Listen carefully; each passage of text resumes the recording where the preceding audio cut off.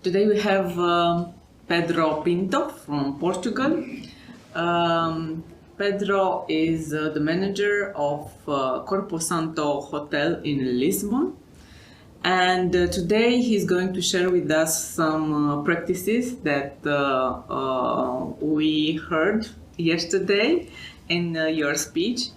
Pedro is our speaker at the Everything HR conference. So, Pedro, welcome. Thank you. We heard a lot of what you're doing in your hotel, and it's fascinating what is happening in this business. So, tell us, what do you think as a practice can be learned by other managers, HR managers maybe, because it's a conference for HR people in general. And what do you think is best practice? Very well. Thank you so much for the invitation. It was a pleasure to be here. The idea that what we developed in the hotel, the first thing is like we work as a team, and we are very demanding on that. So people are really asked to join the team and not to work in an individual way. So when we move to an objective, we should do it as a whole, not as a part of it. Even obviously we have people, some staff members that individually they are best performers. So for instance, they have better guest numbers of reviews, they have more knowledge from the guests. Nevertheless, what we try is to have a team that plays all the games the best way possible. So what we try is to level people, but level by the top. And what we do there in Corpo Santo, since we opened 7 years ago, was to adapt to the ecosystem. The hotel industry, and this is the importance of being here in this event, is made of people serving other people. Mm-hmm. That's it. It's as simple as that. Okay. Yeah. Then obviously you have to, like I told yesterday, you have to provide a bed, because that's what people expect. By the end of the day, when people go to a hotel, that's what they expect, to sleep. Okay. So if they don't sleep, you have a problem. So the first thing is to fight against all problems that can go to that thing that you don't sleep. So if you fight all of those problems, like 90% of the things are already prepared. Then the other 10% is very easy. You just avoid things that people don't like, and you ask them politely, many times not in a direct way, but with a conversation. And if people say I don't like banana at breakfast, you don't have banana at breakfast. That's it. You offer other things. But the importance, the 3 pillars of service that we have are exactly that. First of all, understand what people don't like and avoid those things. Then consistently deliver that. That is, consistently you avoid that people find things that they don't like in the hotel. In the relations. So if we do guest surveys every day. So if people say I don't want to do a guest survey, you should signalize that person, the guest, and say no, don't bother this guest, and problem solve. Okay, and you move forward. And then the third pillar, it's very easy, is to create memories. Yeah. It's not as easy as it sounds, but the idea is for the guests to take something out.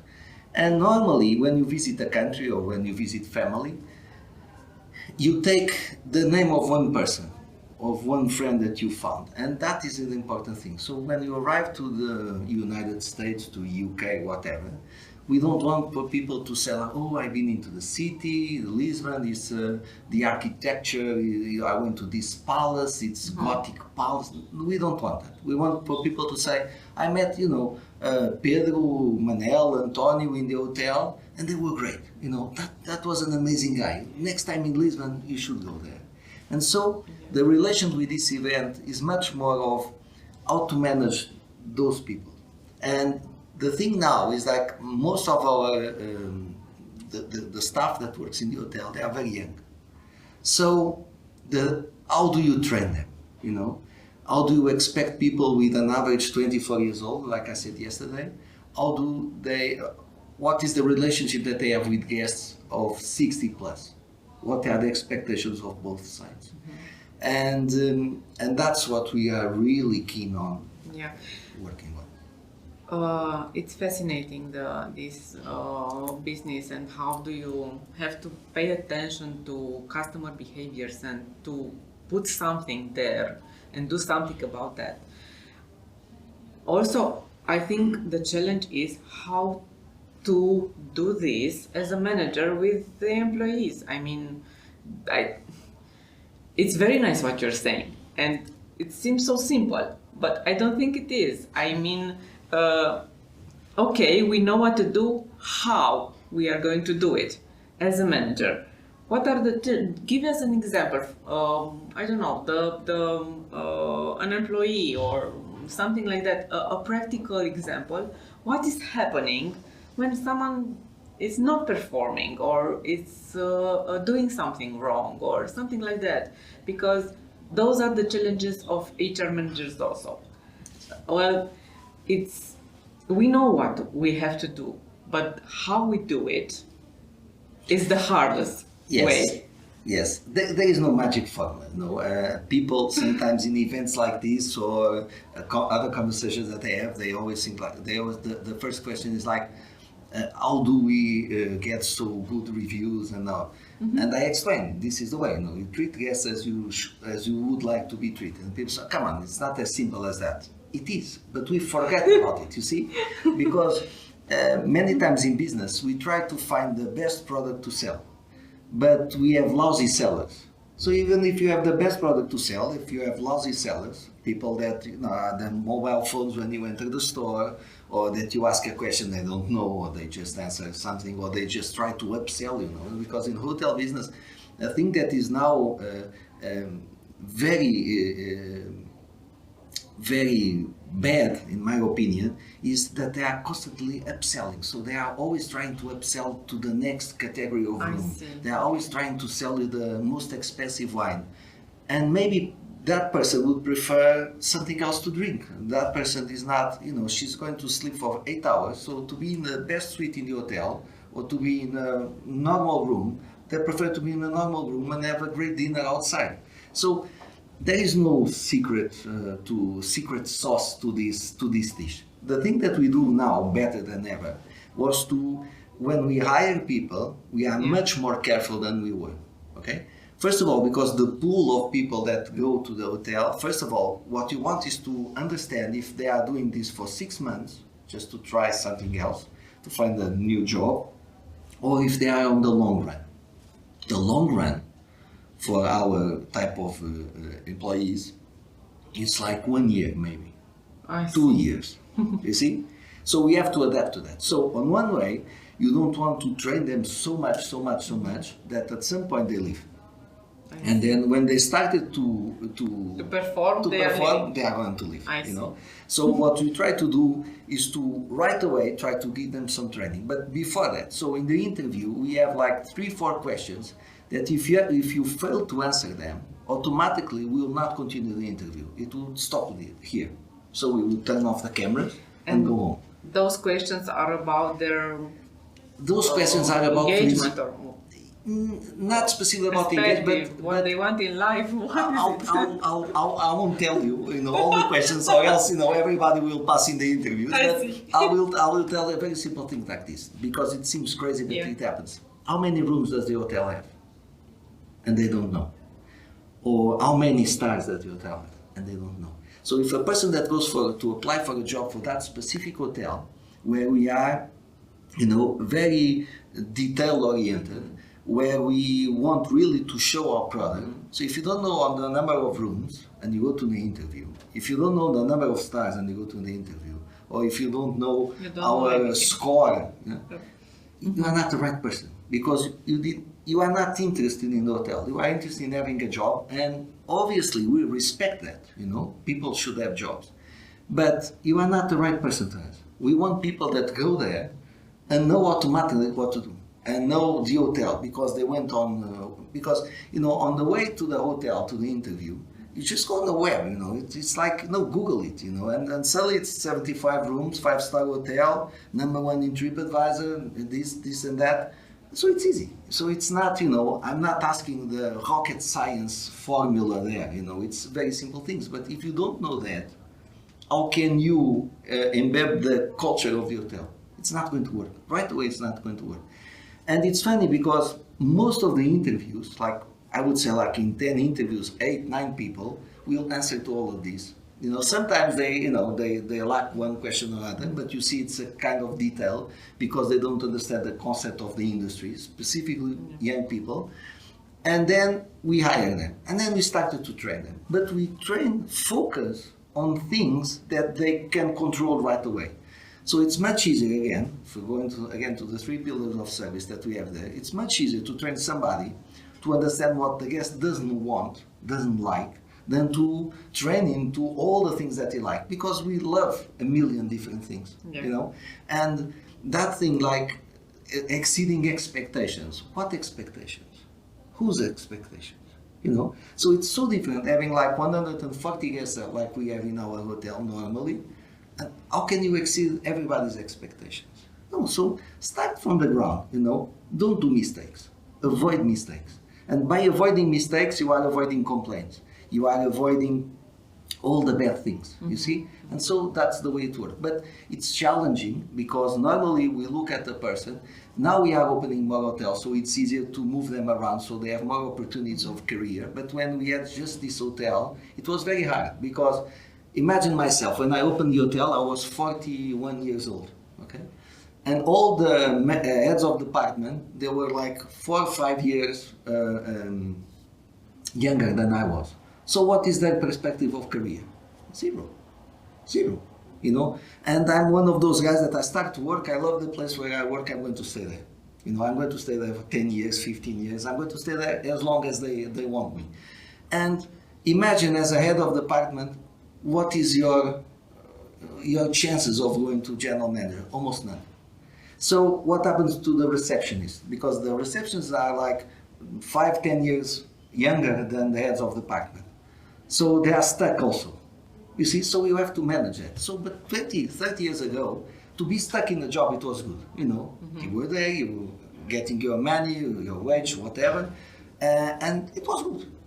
Today, people want to move. They want to get new opportunities. Faster. And that we have to adapt to them. So you have a big turnover. Not the industry, I would say like 80-85%, in some countries even more. We have average 10-15%. And it's more related to people that we do not renovate the contract because they are not achieving what we think that is needed. And we are very clear on that, so it's not a surprise. You see, so if you have a 6 months contract, you will be, every month you have evaluation of your performance and you know what you are doing. And the head of department, the person that is in charge of you, will have to in place certain measures to improve that, okay?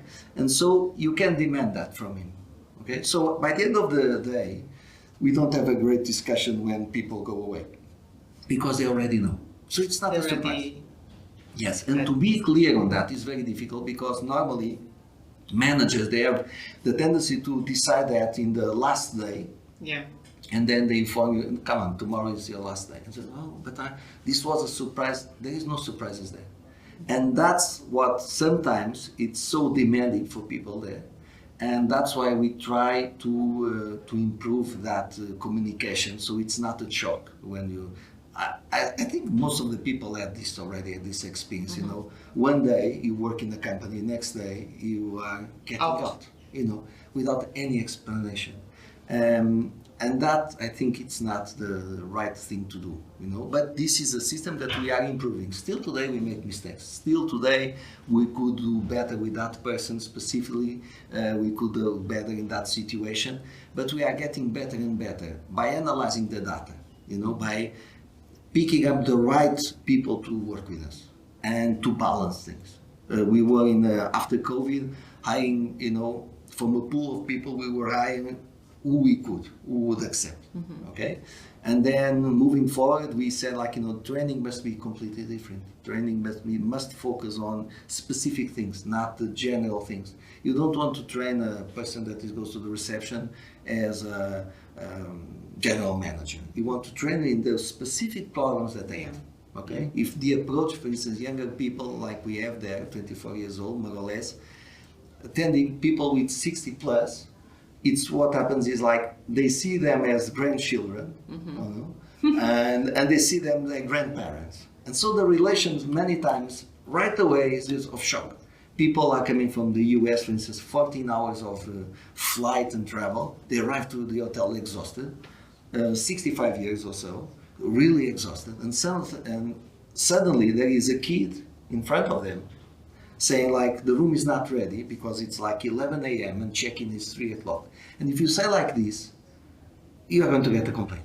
Even if they know that check-in is at 3 o'clock, it's a kid saying that way. So it cannot be that way. It can be like, how may I help you? Have some water. I know that the trip that you made was big. You should be tired, but I don't have the best information now, but the room will be ready at 2 o'clock, not 3, because I'm making a great effort here to give. So you see, that connection is not easy, because today's normally, I see by my son, it's like, he wants a glass of water. It's like, there, the glass of water, and there is the waiter, I'm picking up the glass of water. So he goes to his mother and say, Mom, come on, I want to eat at 10 o'clock in the evening. And so when they go to the workplace, they think it's the same, and it's not. People, the other people, the guests, are paying for our time, and they want it. Yeah. See? It's fascinating what what is your job there. I think you don't get bored at all. Sometimes. Sometimes. Okay. I think you can talk for hours about that. You are really passionate. Thank you for sharing, and looking forward to see you again. Thank you so much, and thank you for the invitation. It was a pleasure to be here. Second time Yeah. in Bershov last year, and I never thought that I would come again, and I did for this great event, and I'm very happy for it. Never say never. Yeah. Thank you. Thank you. Very much.